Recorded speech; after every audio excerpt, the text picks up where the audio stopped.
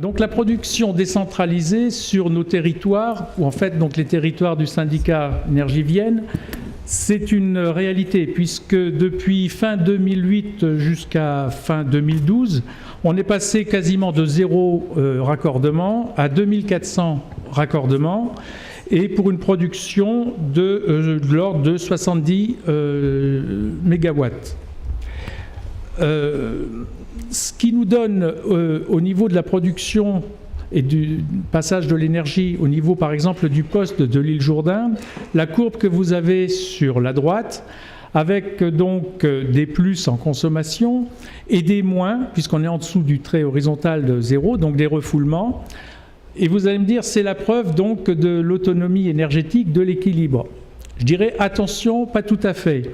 Parce que certes, on peut mesurer l'énergie tout au long de l'année, c'est la quantité d'électricité qui est délivrée, qui est passée tout au long d'une année, mais ça ne rabote pas pour autant les pointes, c'est-à-dire la quantité d'électricité à un instant donné, qui figurent sur ce schéma, qui est donc ce qui passe au niveau du poste de l'île Jourdain.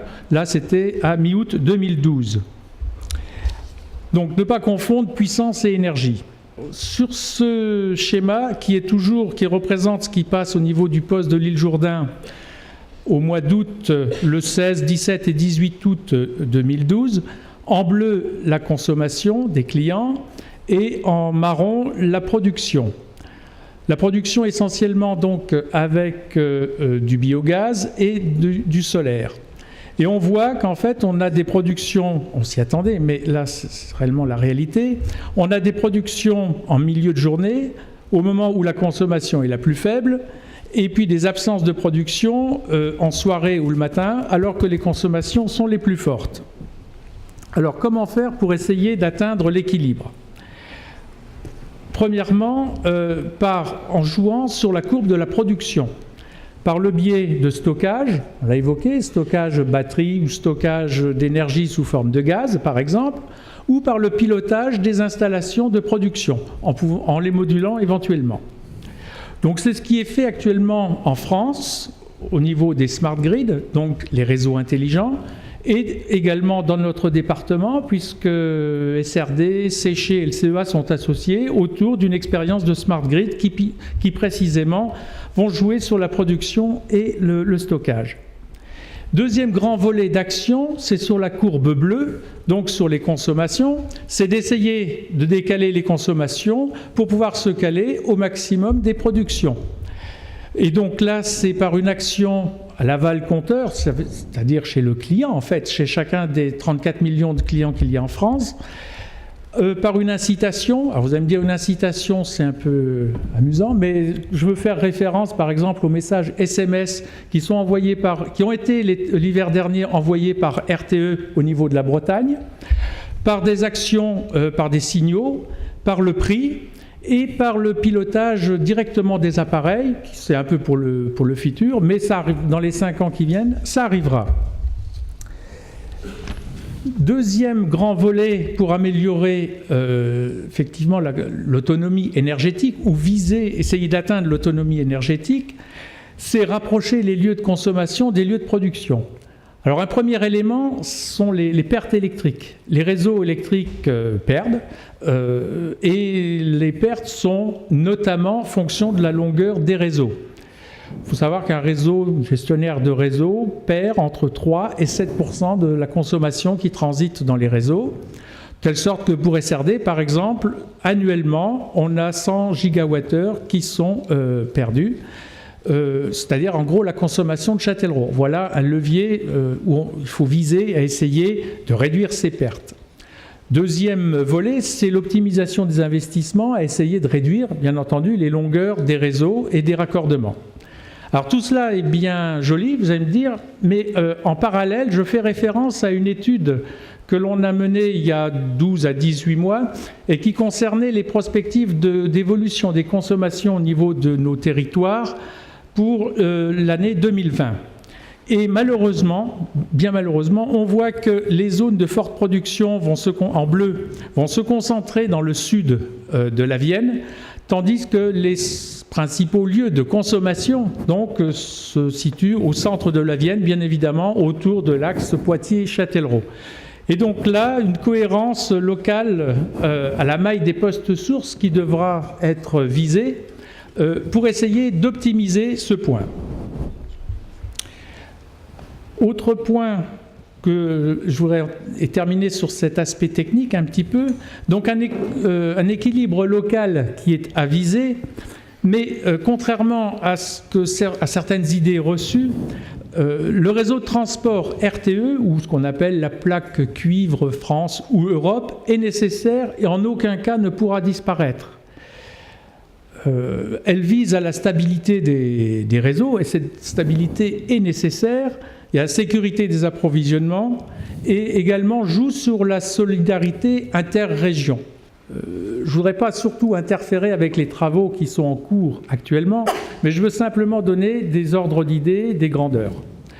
Les objectifs pour la région sont de l'ordre de donc 1800 MW au niveau de l'éolien, plus le scénario médian fait 1200 MW au niveau du photovoltaïque, ce qui nous fait 3000 MW au niveau de la région.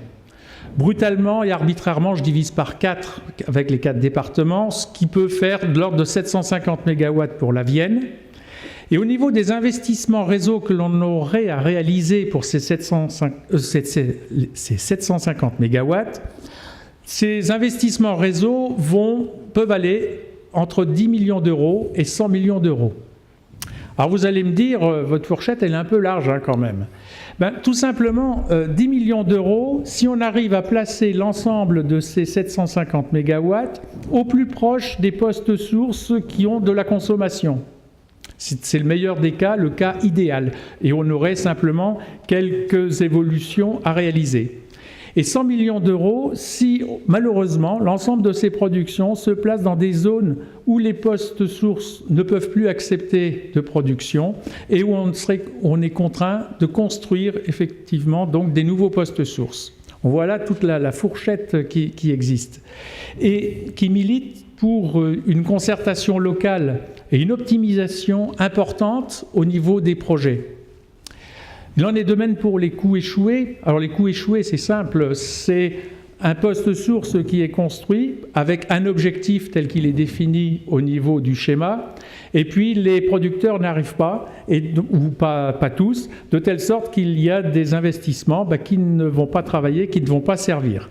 Et donc là aussi, au niveau des locales et au niveau de la concertation locale, au niveau de tous les acteurs, qu'ils soient administratifs, qu'ils soient donc au niveau des collectivités, des producteurs et des gestionnaires de réseau, il y a nécessité de fiabiliser ces projets.